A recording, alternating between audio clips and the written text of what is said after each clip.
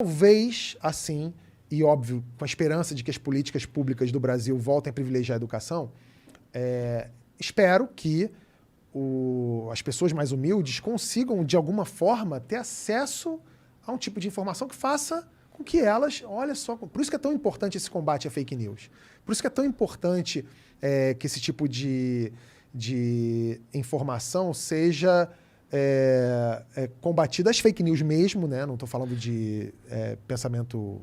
Contrário. Um pensamento contrário é uma coisa, opinião é uma coisa, mas eu tô falando de fake news. Por isso que é muito importante você combater fake news.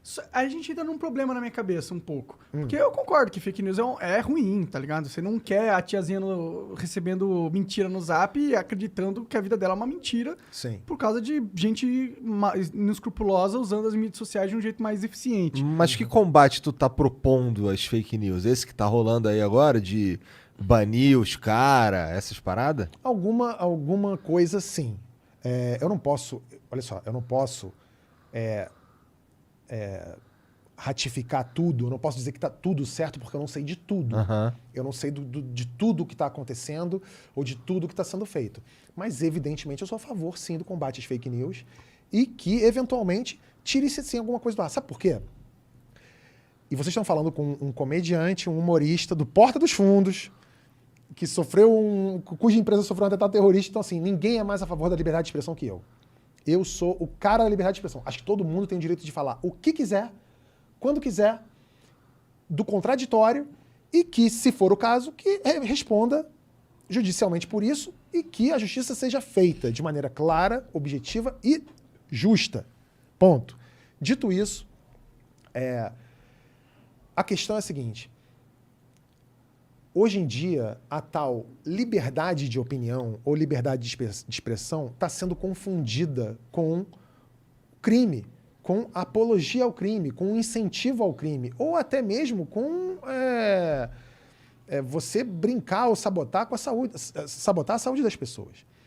Uma coisa, eu até vi essa semana um jornalista aqui falando com vocês, que ele falou o seguinte: veja bem, eu nunca suscitei que as pessoas não se vacinassem. Eu faço perguntas. Sim. Eu faço perguntas. Uma coisa é você chegar e falar assim, a vacina funciona? Isso é uma pergunta. Você falar assim, já testaram essa vacina? Isso é uma pergunta. Quando você aparece num vídeo falando alguma coisa do tipo, assim, tá? Eu não tô dizendo que é ipsis literis desse jeito, mas algo como se fosse isso aqui. Veja bem, a vacina funciona mesmo? Porque tem gente morrendo aí nos Estados Unidos, hein? Sei lá se é um negócio bom essa vacina mesmo. Será que é bom? Quem testou? Quem tem interesse em vender essas vacinas? Será que tá vacinando? Sei não, vai vacinar? Vai botar seu filho pra vacinar? Isso pode dar um problema, hein? Isso não é fazer uma pergunta.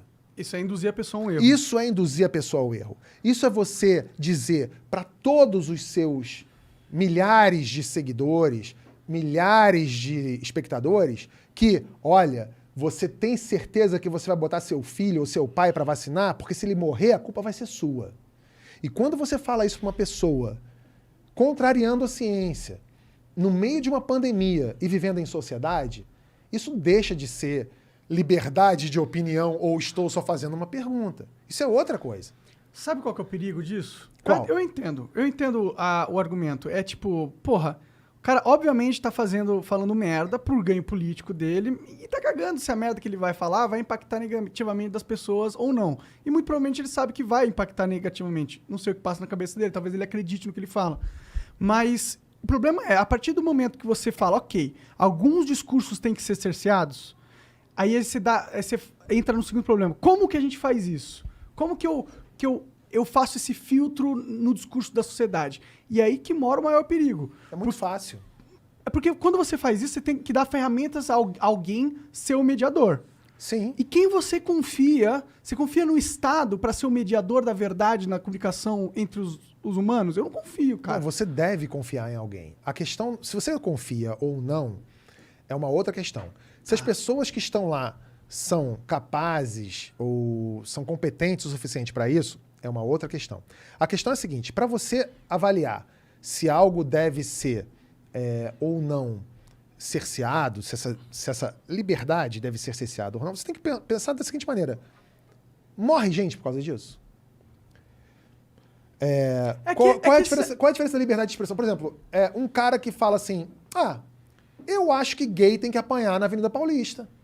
E um cara que fala que, porra, eu amo refrigerante. Nossa, com açúcar, então, amo pra caralho. Eu quero beber refrigerante, acho que todo mundo devia beber refrigerante.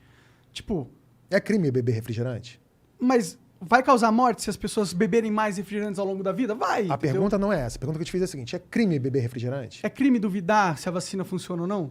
Não, você pode duvidar. E pode falar que duvida? Não, você pode falar que duvida. A questão não é que ele fala que duvida. Ele fala que duvida... Com intenção maligna. Não é uma intenção. Ele faz isso com a intenção de que as pessoas sabotem a vacina. Entende o que eu tô falando, Mona? Olha só. Não, eu entendo o que você tá falando. Eu acho que é perigoso. Não sei se você entende. Eu acho que é perigoso você dar essa ferramenta na mão de um burocrata. É só isso. Entendeu? A partir do momento que tem alguém que tem o controle de escolher se você vai poder falar ou não, eu acho que fudeu. Eu acho que deu merda pra caralho. Mas olha só, o cara que fala, eu acho que beber refrigerante é uma delícia, acho que as pessoas deveriam beber refrigerante. Não é crime beber refrigerante. A pessoa pode beber refrigerante, ele pode ficar até virar diabético. Se ele quiser encher o rabo dele de Coca-Cola, se ele quiser botar 2 garrafas de, sei lá, no rabo e com mentos ainda para ele virar um foguete e ir pra lua, azar o dele. Se as pessoas fizerem isso, não é crime. Agora, o cara que fala... durante uma pandemia, que morreu só mais de 600 mil pessoas, e falar assim, o cara que incentiva que não se use máscara, que as pessoas não se vacinem, tem gente morrendo, tem família perdendo pai, mãe, filho, avô, por causa disso. O cara que fala, eu acho que... Porque tem gente que fala isso, tá? Tem gente que fala, eu acho que o cara que é preto é uma sub-raça. O cara fala isso. E tem gente que morre por causa disso. O cara que fala, gay pra mim é um pecado de Deus. O cara que é gay, ele tá... o cara que nasceu gay, ele tá pagando um pecado, ele sei lá o quê. Tem gente que apanha e morre por causa disso. Então esse tipo de discurso tem sim de ser cerceado. Mas pela lei... Por quem quer, por todos nós. Pela lei, por mim, por você. Eu não gosto dessa ideia só porque... Essa ideia pressupõe... Sabe por que você não gosta? Que os juízes vão ser justos. Sabe por que você não gosta? Por quê? Porque você não tá nesse grupo. Porque você não é um cara que anda na rua e fala assim, tá aí, vou matar você. Por quê? Porque você existe. Pode ser, mas eu não acho que seja por isso. Pode ser, não, é claro que é. Tá bom. É claro que é. Imagina, se você fosse preto, se você fosse trans, se você fosse... gay, se você fosse... Se tivesse morrido alguém da sua casa, próximo a você, porque a pessoa acreditou em alguém da rádio XPTO que disse que vacina não era legal e a pessoa morreu, talvez até o seu luto demorasse a chegar, mas por causa da vacina. Mas de todos os outros restos, todas as outras situações, com certeza você pensaria assim. E aí, por isso, eu pensaria que vale a pena eu dar na mão de um burocrata o poder de cercear a liberdade de expressão dos cidadãos. Se esse burocrata... estudou para isso, é um cara preparado para isso e tem competência para isso, a gente precisa acreditar. Eu não estou dizendo... Olha só, Monark. Eu não estou dizendo que o que a gente tem hoje é o melhor dos mundos. E eu não estou, de novo, dizendo que essas pessoas são as melhores ou as mais adequadas para fazer esse papel. Mas a gente precisa acreditar nas instituições. Eu prefiro acreditar num ministro do STF do que num paga-pau desse da Jovem Pan. Entendi. Eu prefiro. Eu prefiro não acreditar em um dos dois. Tudo bem, mas se eu tivesse que escolher um dos dois, eu escolhi o meu já. Tá bom, tudo bem.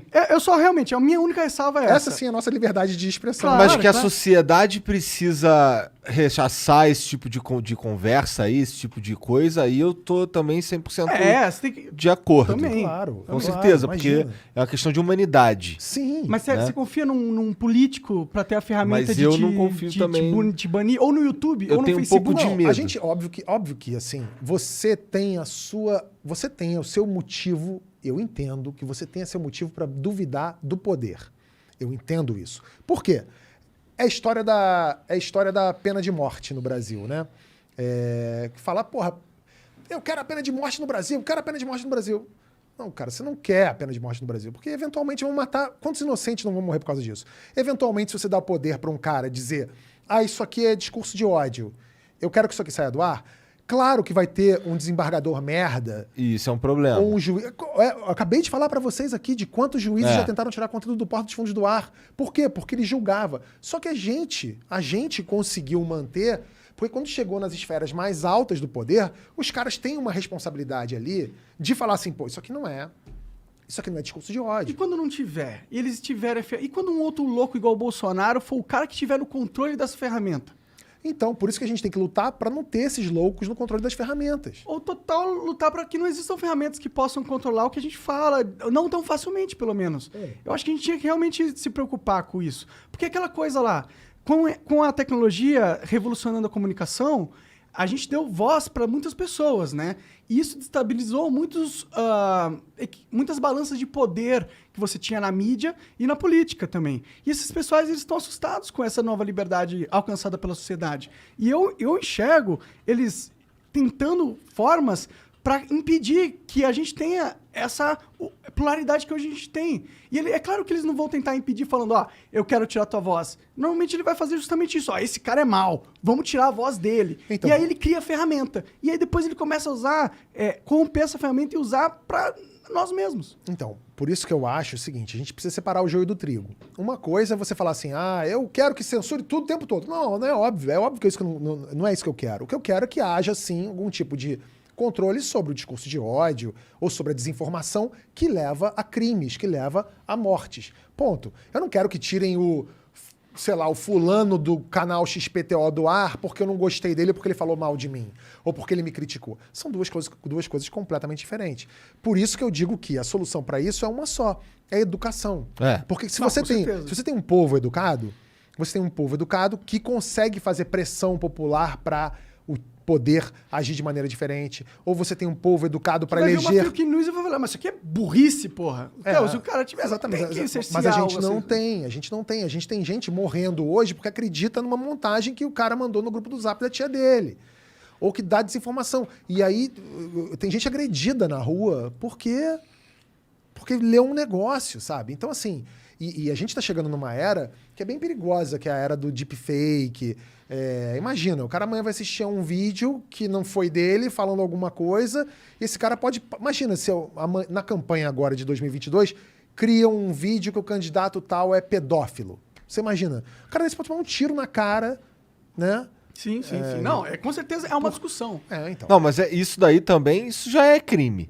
Fazer algo nesse sentido. Sim, mas é isso, exatamente. Esse tipo de crime tem que ser coibido. Isso aí total. com certeza. Mas para muita gente, isso é liberdade de expressão. Não, liberdade de expressão não é você ir numa sala lotada de cinema e gritar fogo.